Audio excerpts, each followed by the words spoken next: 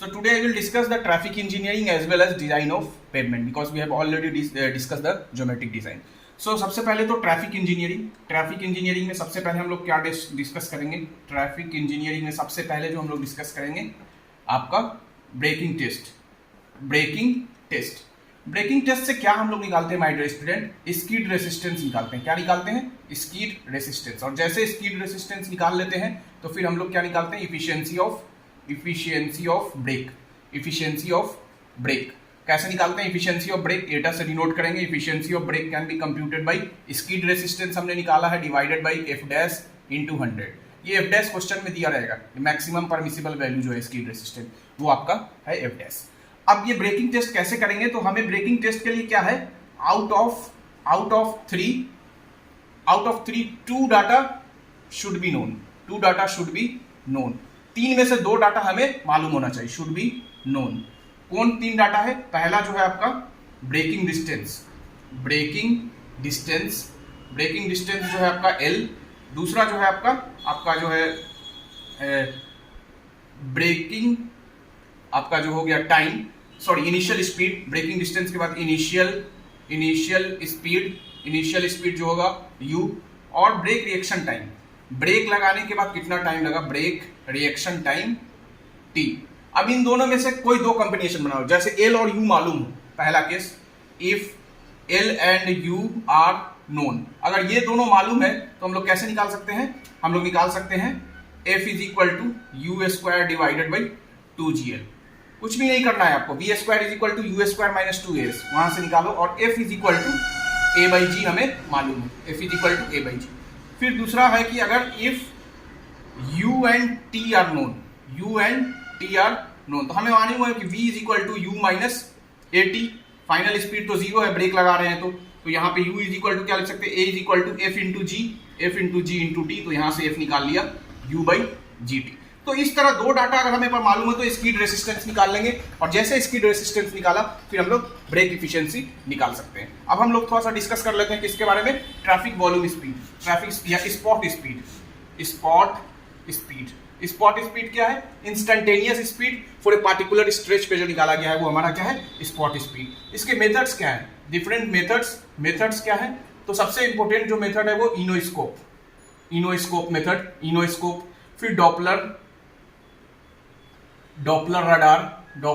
Radar, फिर loop deflector. तो ये तीन मेथड्स है जिससे हम लोग स्पॉट स्पीड को निकालते हैं। इनोस्कोप को याद रखिएगा। उसी तरह एवरेज स्पीड जो मैंने बताया दो तरह का होता है। कौन सा? टाइम मीन स्पीड जिसको VT से डिनोट करते हैं, और दूसरा जो है आपका स्पेस मीन स्पीड जिसको VS से डिनोट करते हैं। टाइम मीन स्पीड क्या है? Arithmetic mean. और ये जो है स्पेस मीन स्पीड जो है वो क्या है? हार्मोनिक मीन है। अब टाइम कैसे निकालेंगे टाइम मीन स्पीड? तो time mean speed can be computed as, जितने भी स्पीड को हमने लिया है n नंबर ऑफ डाटा वो हमने सम करके और n से डिवाइड कर दिया, वही हमारा time mean speed can also be written, अगर ट्रैफिक वॉल्यूम मालूम है so QI divided by summation of QI। इससे भी हम लोग टाइम मीन स्पीड निकाल सकते हैं। अब ये क्या स्पेस मीन स्पीड कैसे निकाला जाए? स्पेस मीन स्पीड मैंने बोला कि हार्मोनिक मीन है, सो स्पेस मीन स्पीड जो हो जाएगा VS is equal to n summation of 1 by VI, या हम लोग लिख सकते हैं n divided by 1 by V1 plus 1 by V2 plus so on and so forth। So VS can be written as n by, आपको लिख सकते हैं यहाँ पे T1 by D plus T2 by D plus so on and so forth। तो ND divided by summation of TI। और harmonic mean है तो मतलब कि आपका जो टाइम मीन स्पीड होगा वो हमेशा ज्यादा होगा किससे? स्पेस मीन स्पीड से, because arithmetic mean is more as compare to the harmonic mean. उसके बाद हम लोग देखते हैं representation of spot speed. Representation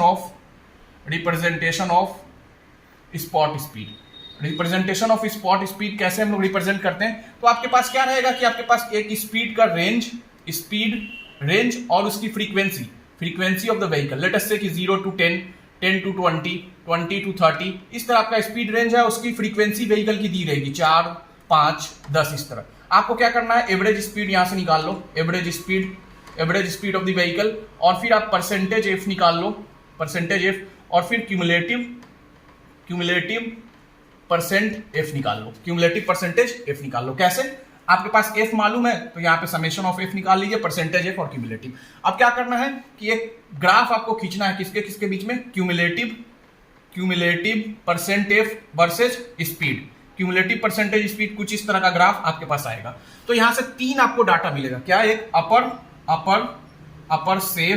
upper safe speed limit. कितना होता है upper safe speed limit? That is 85th, ये ऑब्जेक्टिव में भी आता है, 85th percentile speed. 85th percentile speed कहां से आया है? तो जो क्यूमुलेटिव 85 वैल्यू है परसेंटेज एफ, उसके करस्पॉन्डिंग जो स्पीड है वही आपका 85th है। उसी तरह फिर आपका lower speed limit, lower safe speed limit, वो कितनी होगी? Lower safe speed limit 15th percentile speed, 15% पे जो वैल्यू होगा वो आप निकाल लो। उसी तरह एक होता है आपका जो है वो speed for geometric design, speed for geometric design, वो कितनी होगी? That is equal to 98th percentile speed, 98th percentile speed. 98 पे जो होगा वैल्यू, लेटेस्ट से कि ये वाला वैल्यू है, उसके करस्पॉन्डिंग आप स्पीड निकाल लो। सो ये आपका 3 रेगुलेशन आता है। अब थोड़ा सा डिस्कस कर लेते हैं ओरिजिन एंड डेस्टिनेशन के बारे में। ओरिजिन एंड डेस्टिनेशन, अगला हेडिंग ओरिजिन एंड डेस्टिनेशन, जिसको बोला जाता है O&D स्टडी। इसके बहुत सारे मेथड्स हैं। पहला जो मेथड है रोड साइड इंटरव्यू मेथड, ये आता है इंटरव्यू मेथड। फिर आपका है इसमें क्या? Licence plate method. फिर आपके पास है आपका रिटर्न पोस्ट कार्ड मेथड। और फिर चौथा जो है आपका क्या है? Tag on car method. तो ये 4 मेथड है, roadside interview method, licence plate, return post card और टैग ऑन कार मेथड। फिर इसको कैसे करते हैं? Presentation of O&D, origin and destination का प्रेजेंटेशन बहुत सारा से कर सकते हैं हम लोग O&D table, origin and destination table से।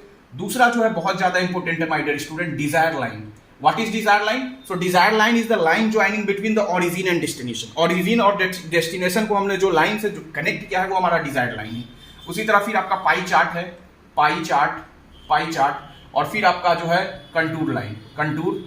सो इससे हम लोग रिप्रेजेंट 4 तरह से हम लोग रिप्रेजेंट करेंगे। अब थोड़ा सा डिस्कस कर लेते हैं ट्रैफिक कैपेसिटी। उससे पहले हम लोग डिस्कस कर लेते हैं, हमारे पास एक रिलेशन था, traffic volume is equal to K into V. ये रिलेशन बहुत इंपॉर्टेंट है। Q जो है आपका ट्रैफिक वॉल्यूम, K जो है ट्रैफिक डेंसिटी, V जो है speed in kilometre per hour. अब यहीं पे हम लोग एक मॉडल देखेंगे, ग्रीन शील्ड मॉडल क्या है आपका? V is equal to VSF 1 minus K by KJ। ये हमारा ग्रीन शील्ड मॉडल है। यहाँ पे VSF जो है फ्री मीन स्पीड है, KJ जो है वो जैम डेंसिटी है, और K जो है आपका ट्रैफिक डेंसिटी, और V जो है स्पीड है। फॉर मैक्सिमम फ्लो आपका क्या होगा कि dq बाई dk की value it should be equal to 0। जैसे इसको 0 करोगे तो यहां से K is equal to KJ by 2 और V is equal to VSF by 2। ये 2 रिलेशन आपके पास आएगा। और मैक्सिमम फ्लो जो हो जाएगा Q max is equal to VSF into KJ by 4। ये इसको याद रखिएगा कि मैक्सिमम फ्लो जो होगा वो VSF इंटू KJ बाई 4। उसी तरह दूसरा मॉडल जो है जिसको बोला जाता है ग्रीनबर्ग मॉडल। क्या बोला जाता है my dear student? Greenberg model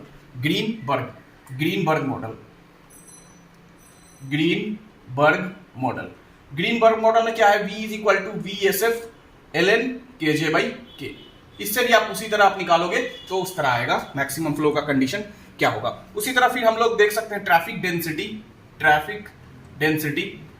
density जो होगा वो that is equal to 1000 divided by average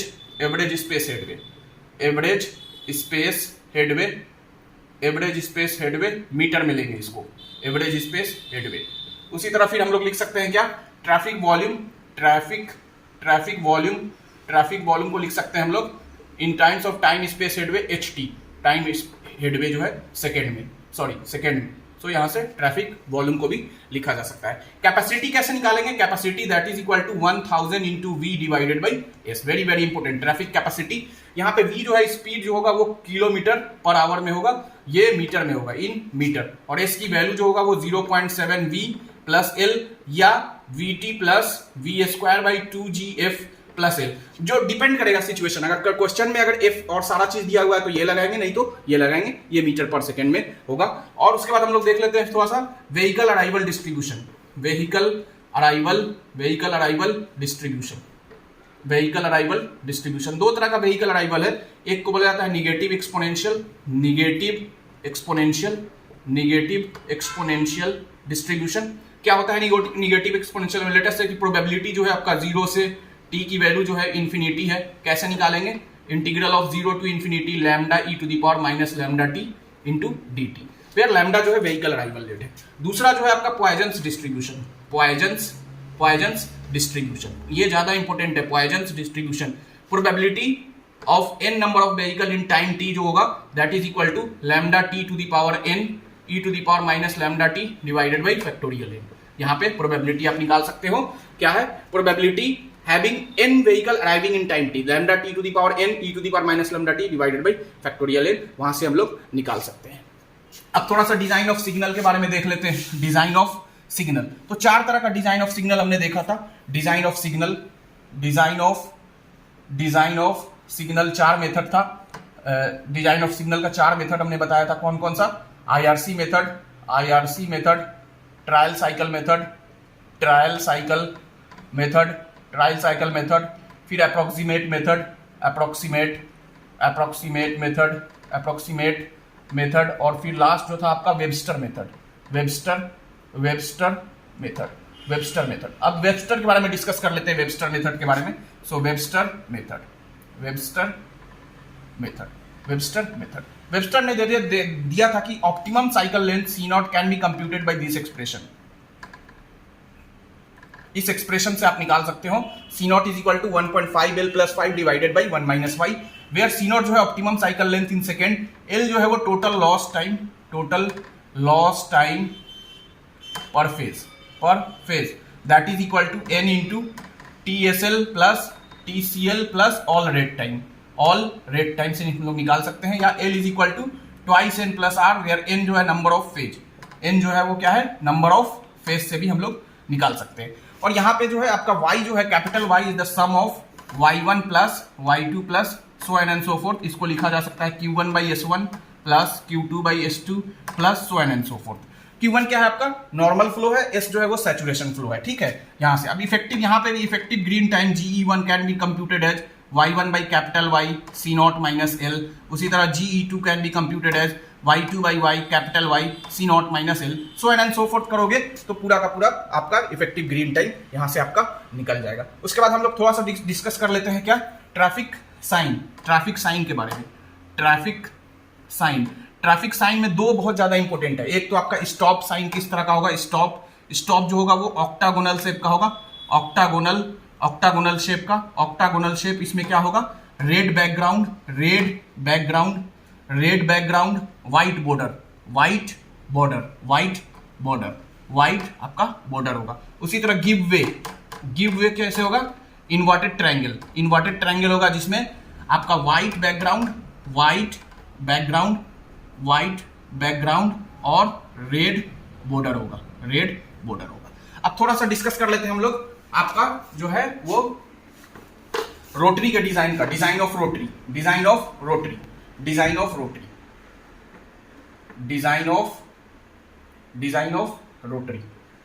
तो सबसे पहले इसमें capacity of rotary can be computed at 280 W 1 plus E by W into 1 minus P by 3 divided by 1 plus W by L। इससे हम लोग कैपेसिटी ऑफ द रोटरी निकाल सकते हैं। अब सब चीज क्या है समझ लीजिए। E जो है एंट्री विड्थ है, W जो है width of the weaving section, आपका L जो है वो length of the weaving section है। जो L जो होगा that is equal to approximately 4 times W, और E can be written as E1 plus E2 by 2 plus 3.5।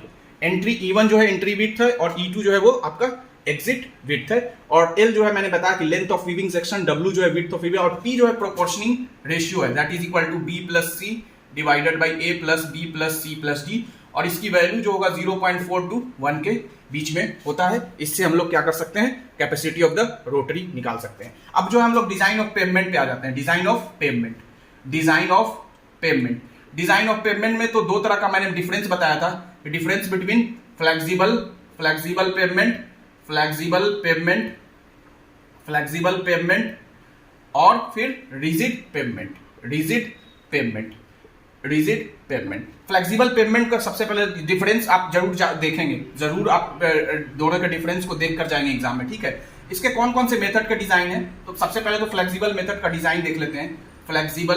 Flexible, उससे पहले हम लोग पैरामीटर्स देख लेते हैं। पैरामीटर्स, सो पैरामीटर्स क्या है आपका, सबसे पहले तो standard axle load, standard axle load, standard axle load कितना बताया गया है, 8.2 टन और 8170 kg।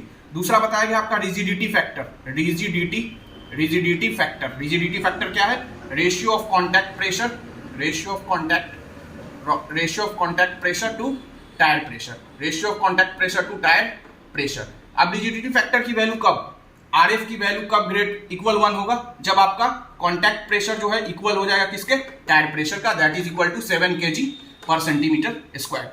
रिजिडिटी फैक्टर की वैल्यू 1 से ज्यादा कब हो जाएगी, जब कॉन्टैक्ट प्रेशर की वैल्यू 7 kg पर सेंटीमीटर स्क्वायर से ज्यादा हो जाए और टायर प्रेशर की वैल्यू 7 kg पर सेंटीमीटर स्क्वायर से कम हो जाए। रिजिडिटी फैक्टर कब लेस देन 1 हो जाएगा, जब आपका कॉन्टैक्ट प्रेशर 7 kg पर सेंटीमीटर स्क्वायर से कम हो जाए और tyre pressure greater than 7 kg पर सेंटीमीटर स्क्वायर। सो ये आपका जो है वो आपका रिजिडिटी फैक्टर है। फिर आपका जो है वो उसके बाद इक्विवेलेंट सिंगल व्हील लोड को भी देख लीजिएगा। Equivalent single wheel load, equivalent single wheel load क्या होता है उसको भी देख लीजिएगा। अब जो हम लोग मेथड देख लेते हैं कौन कौन सा design of rigid flexible pavement है। Design of flexible pavement, design of flexible pavement हमने 3 बताया था, कौन कौन सा, एम्पिरिकल, फिर बताया था सेमी एम्पिरिकल और थ्योरेटिकल, फिर हमने बताया था थ्योरेटिकल। एम्पिरिकल में कौन कौन सा बताया था, ग्रुप इंडेक्स मेथड, फिर आपका CBR method, California bearing ratio method, CBR method, और फिर California resistance value method. Semi empirical में बताया था ट्राइएक्सियल मेथड, और थ्योरेटिकल में बताया था बर्मिस्टर इलास्टिक लेयर थ्योरी। अब एक एक करके देख लेते हैं क्या है। सबसे पहले group index method, group index method. इसमें कुछ भी नहीं है, आप ग्रुप इंडेक्स की वैल्यू को निकालो और उसके बाद उससे थिकनेस से कोरिलेट करिए। ग्रुप इंडेक्स कैसे निकालेंगे, 0.2a plus 0.005 AC plus 0.01 BD, इसी फॉर्मूला से जो है हम लोग ग्रुप इंडेक्स निकालेंगे। ए हमारा क्या था, A is equal to P minus 35 should not be greater than 40, B is equal to P minus 15 should not be greater than 40, C is equal to liquid limit minus 40 should not be greater than 20, D is equal to IP minus 10 should not be greater than 20। अब P क्या है, percent fine है, liquid limit और plasticity index, इससे हम लोग निकाल लेंगे। ग्रुप इंडेक्स की वैल्यू जो है लाई करेगा इन बिटवीन 0 से 20 के बीच में। 0 वैल्यू जो है वो इंडिकेट करेगा कि बहुत अच्छा सॉइल का सबग्रेड है, और बी हायर वैल्यू इंडिकेट करेगा poor grade of soil subgrade. अब हम लोग सीबीआर के बारे में भी डिस्कस कर लेते हैं। कैलिफोर्निया सीबीआर मेथड में हम लोग क्या करते थे कि सीबीआर की वैल्यू को टू डिफरेंट पेनिट्रेशन पे निकालते थे, 2.5 mm पे और 5 mm पे। सीबीआर 2.5 पे क्या था, load divided by standard load into 100, और फिर आपका सीबीआर 5 mm पे क्या था, that is equal to load by standard load into 100। अब स्टैंडर्ड लोड 2.5 और 5 mm पे क्या होता है, स्टैंडर्ड लोड 2.5 और 5 mm पे क्या होता है उसको थोड़ा सा देख लेते हैं। स्टैंडर्ड लोड जो होगा 2.5 mm पे और 5 mm पे देख लेते हैं। सो पेनिट्रेशन और स्टैंडर्ड लोड, और फिर स्टैंडर्ड प्रेशर भी हम लोग निकाल सकते हैं, क्योंकि प्लंजर का डायमीटर हमें मालूम है 50 mm या 5 सेंटीमीटर। तो 2.5 mm पे लोड होता था 1370 kg, और ये होता था 70 kg पर सेंटीमीटर स्क्वायर। उसी तरह 5 mm पे 2055 kg, और ये आपका 105 kg पर सेंटीमीटर स्क्वायर। तो आपको बस ये याद रखोगे, अगर प्लंजर का डायमीटर मालूम है तो एरिया से डिवाइड करके निकाल सकते हो। ये वैल्यू जो है 105 kg पर सेंटीमीटर स्क्वायर। जैसे आपने सीबीआर निकाला तो सीबीआर जो है वो 2.5 mm पे वो ज्यादा होगा as compare to CBR at 5 mm penetration. अगर ऐसा नहीं हुआ देन रिपीट द टेस्ट। अगर सेम पैटर्न फिर आया है, then higher value you have to take. उसके बाद थिकनेस कैसे निकालेंगे सीबीआर से, T is equal to root under P 1.75 divided by CBR minus 1 by P pi to the power half. इससे हम लोग थिकनेस ऑफ द पेमेंट निकाल लेंगे। यहाँ पे सीबीआर परसेंटेज में होगा, पी जो है आपका टायर प्रेशर, कैपिटल पी जो है वो व्हील लोड है। तीसरा जो है आपका modified CBR, modified CBR method. Modified CBR में क्या करते हैं हम लोग, नंबर ऑफ स्टैंडर्ड एक्सल निकाले थे 365A 1 plus R to the power n minus 1 divided by R into D into F into आपका LSF। ठीक है, ए क्या है आपका, ए को हम लोग लिखते थे, ए जो है वो P into 1 plus R by 100 to the power x। R जो है रेट है आपका, डी जो है लेन डिस्ट्रीब्यूशन फैक्टर, एफ जो है व्हीकल डैमेज फैक्टर है, और आपका ये जो है निकाल सकते हैं इससे। एनएस जो है वो स्टैंडर्ड एक्सेल इन एमएसए होगा, एनएस जो है वो स्टैंडर्ड एक्सेल किसमें होगा, इन एमएसए में होगा यहाँ पे। ठीक है, यहीं पे एक फार्मूला हम लोग यहाँ पे देख लेंगे, McLeod formula. McLeod formula क्या था, P into N is equal to constant. यहाँ पे n क्या है, नंबर ऑफ रिपीटेशन, और P जो है वो व्हील लोड है। उससे हम लोग मॉडिफाइड सीबीआर हो गया हमारा। ठीक है, उसके बाद जो मॉडिफाइड सीबीआर के बाद California resistance value, California resistance value. California resistance value से थिकनेस कैसे निकाल सकते हैं, thickness in centimetre, T is equal to K into T I into 90 minus R divided by C to the power 1/5। बहुत ज्यादा important. यहाँ पे K क्या है, K की वैल्यू जो होगा एक कांस्टेंट जिसकी वैल्यू 0.166। TI जो है उसको बोला जाता है traffic index, that is equal to 1.35 EWL पे पावर 0.11। और R जो है वो R आपका स्टेबिलोमीटर R वैल्यू है, ये कोहेजियोमीटर है। तो यहाँ से हम लोग कैलिफोर्निया रेसिस्टेंस वैल्यू से थिकनेस निकाल सकते हैं। अब जो हम थोड़ा सा देख लेते हैं ट्राईएक्सियल मेथड।